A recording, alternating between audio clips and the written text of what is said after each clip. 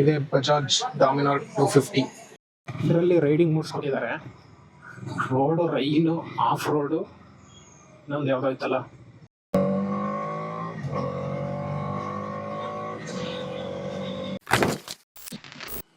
So next 200 test ride ಮುಗಿಸ್ಕೊಂಡು ಹಾಗೆ ಪಕ್ಕದಲ್ಲಿ ಬಜಾಜ್ ಶೋರೂಮ್ ಇತ್ತು.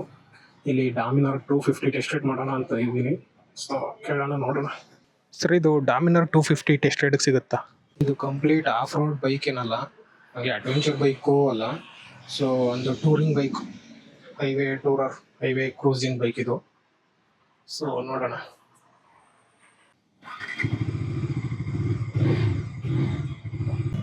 ಇನ್ನೂರ 48 cc ಇಂಜಿನ್ ಬರುತ್ತೆ ಇದರಲ್ಲಿ. 248 cc ಇಂಜಿನ್ನು.